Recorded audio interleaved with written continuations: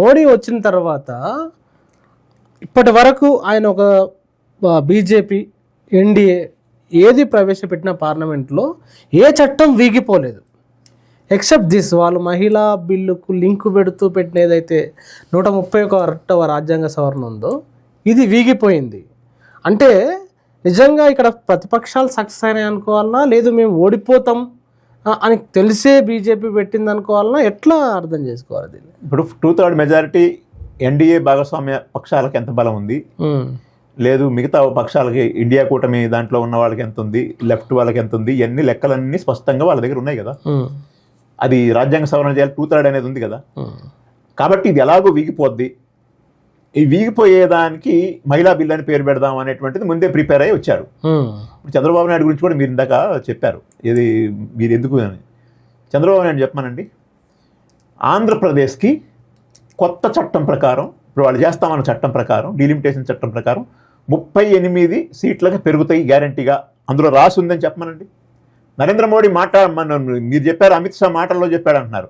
మాటల్లో చెప్పింది ఆంధ్రప్రదేశ్కి, నేను వేరే రాష్ట్రాలకు అడగట్లే. ఆంధ్రప్రదేశ్ ముఖ్యమంత్రి కదా, ఆయన చెప్పమానండి అమలు జరుగుద్దని.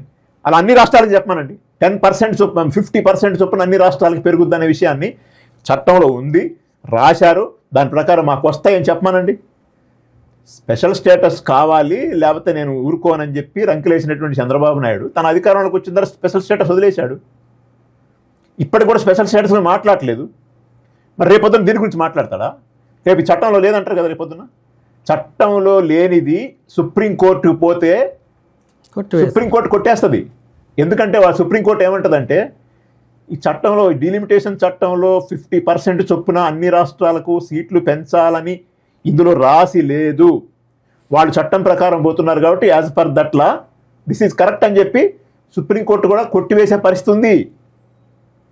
కాబట్టి రేపు దానికి ఎటువంటి న్యాయపరమైనటువంటి, చట్టపరమైనటువంటి ఎలాంటి రక్షణలు లేనటువంటి పరిస్థితి ఈ డీలిమిటేషన్ సందర్భంగా వాళ్ళు పెంచుతామన్న దానికి సంబంధించింది కూడా ఉంది. మీరు ముందు ప్రశ్నలోకి వెళ్ళారు, సమాధానం ఓకే. ఇది నెక్స్ట్, అసలు బీజేపీ ఎప్పుడు ఓడిపోలే, మోడీ ఎప్పుడు ఓడిపోలే, ఇప్పుడు ఎందుకు వీగిపోయింది? మహిళా రిజర్వేషన్ బిల్లు లింక్ ఉన్నది డీలిమిటేషన్కి, మహిళా బిల్లే అని వాళ్ళు పదే ప్రచారం చేసుకున్నది. ఎట్లా అర్థం చేసుకోవాలి దాన్ని? ఇప్పుడు మోడీ గారు ఇప్పటికీ 2 సార్లు పూర్తి చేశాడు, 2 టర్మ్స్ పూర్తి చేశాడు. ఇప్పుడు 3వ టర్మ్ కూడా చేస్తున్నాడు. ఈ 2 టర్మ్లలో ఎప్పుడు ఓడిపోలేదు. మీరు చెప్పింది కరెక్ట్. ఈసారి ఎందుకు ఓడిపోయిందంటే అది రాజ్యాంగ సవరణ రూపంలో తీసుకొచ్చారు. సింపుల్ మెజారిటీతో అయ్యేటువంటి ఏదన్నా ఒక బిల్ అయితే వాళ్ళు చేసుకోగలరు. ఇప్పుడు వాళ్ళ ఉద్దేశం ఏంటి? మహిళా రిజర్వేషన్ అనే పేరు ముందుకు తీసుకొచ్చి డీలిమిటేషన్ చట్టాన్ని చేసుకోవడం కోసం రాజ్యాంగ సవరణ చెయ్యాలనుకున్నారు కాబట్టి ఓడిపోయింది. పాయింట్ మీరు అర్థం చేసుకోండి. లేకపోతే అది ఓడిపోదు. ఇప్పటి కూడా ప్రతిపక్షాలు చెప్తున్నాయి కదా, అది మహిళా బిల్లుని మహిళా చట్టం రూపంలో, మహిళా బిల్లు రూపంలో మీరు తీసుకురండి, దాన్ని సింగిల్గా తీసుకురండి, దాన్ని మేము బ్రహ్మాండంగా ఓటేసి గెలిపిస్తాం, దాన్ని అమలు కూడా ఇప్పటి నుంచే చేస్తామని చెప్పండి. 2023లో ప్రతిపక్షాలు అదే చెప్పారు, వెంటనే అమల్లోకి తీసుకురమ్మని. ఇప్పుడు కూడా చెప్తున్నారు. కాబట్టి అది సింపుల్ మెజారిటీతో అయ్యేటువంటి సాధారణ బిల్లు కాదు, రాజ్యాంగ సవరణకు సంబంధించింది. 2/3 మెజారిటీ కావాలి, అది లేదు కాబట్టి అది ఓడిపోతుంది. కాబట్టి ఓడిపోయేదాన్ని తీసుకొచ్చి దానికి మహిళా రంగాన్ని కోర్టు చేసి ముద్ర వేసి మొత్తం ఈ దేశంలో ఉన్న సగం మంది మహిళలకు అన్యాయం చేసింది ప్రతిపక్షాలకు చెప్పడం కోసం ఓడిపోయాడు.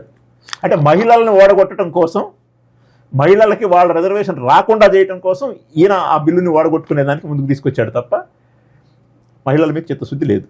మహిళల మీద చిత్తశుద్ధి ఉంటే 2023లోనే అది చట్టం అయినప్పుడే 2024 నుంచి అమల్లోకి వచ్చేది. ఇప్పుడు కూడా ఎంతమంది కోల్పోయారు?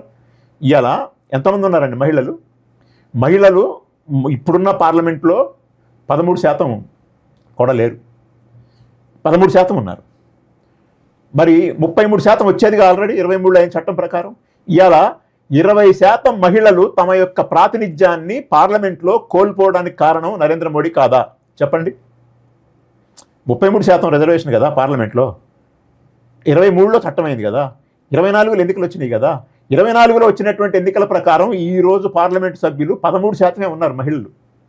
పార్లమెంట్ సభ్యులు అట్ ద సేమ్ టైం మళ్ళీ అసెంబ్లీ ఎన్నికలు కూడా జరిగినాయి. నేను ఒక్క లోక్సభ గురించే మాట్లాడతాను. అన్ని అసెంబ్లీల్లో అదే లాస్ అయ్యారు. ఒక్క లోక్సభ వరకే తీసుకున్నా కూడా ఇవాళ 33% ఉండేవాళ్ళు, కానీ ఇప్పుడు ఇలా 13% ఉన్నారు. 20% మహిళలు అంటే దాని ప్రాతినిధ్యం చూసుకుంటే దాదాపు 70 పైన ఎంత ఉంటుంది, అంతమంది మహిళలు అంటే 540లో 33% కదా. కాబట్టి ఆ మొత్తం మహిళలు ప్రాతినిధ్యాన్ని కోల్పోయారు. మరి నరేంద్ర మోడీయే కదా 20% మహిళలకి ప్రాతినిధ్యం కోల్పోయేలాగా 5 సంవత్సరాల పాటు చేసింది. మరి ఇప్పుడు ఆయనే ఓడిపోయింది అని చెప్పి అంటే ఎవడో ఓడగొట్టింది దీన్ని? అది దీన్ని ఇప్పుడు ఓడిపోవాల్సిన అవసరం ఏంటి? దీన్ని అప్పుడే అమలు చేస్తే ఇప్పుడు ఓడిపోయేది కాదు కదా. అది మహిళల బిల్లు కాదు కదా తీసుకొచ్చింది.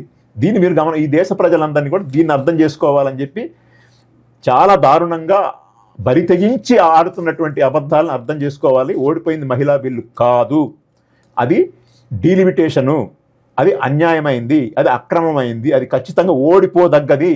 ఈ దేశంలో ప్రాంతీయ అసమానతల్ని, దక్షిణాదికి ఉత్తరాదికి మధ్యలో అసమానతల్ని రెచ్చగొట్టేటువంటి, పెంచి పోషించేటువంటి, దక్షిణాదికి ప్రజలకి ఈ దేశం మీద కొన్ని కలిగేదానికి అవకాశం ఉన్నటువంటి చట్టం కాబట్టి, ఇది బ్యాలెన్స్ చేయటంలో, ఈ దేశం మొత్తాన్ని బ్యాలెన్స్ చేయటంలో ఫెయిల్ అవుతుంది కాబట్టి, ఆ చట్టంలో న్యాయం చేసే స్వభావం వచ్చేదానికి అవకాశం లేదు కాబట్టి అది ఓడిపోవడం న్యాయమే.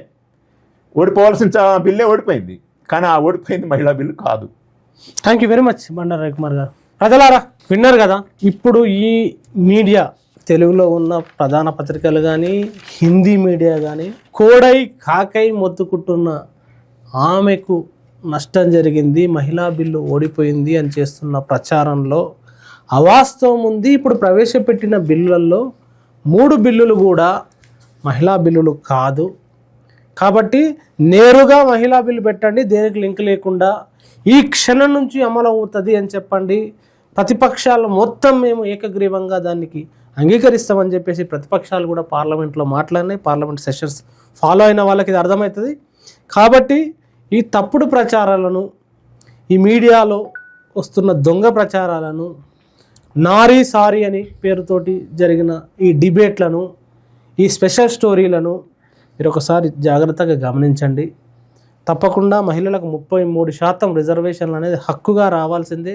దానికోసం ఎన్నో దశాబ్దాల నుంచి ఫైట్ చేస్తే 2023లో ఏకగ్రీవంగా చట్టమైంది. నవంబర్ 18, 19 తారీఖులలో ప్రత్యేక పార్లమెంట్ సెషన్లో అది చట్టం చేయబడ్డది. దాని తర్వాత ఆ బిల్ పాస్ అయిన తర్వాత నవంబర్ 2028లో రాష్ట్రపతి ఆమోద ముద్రేసిర్రు.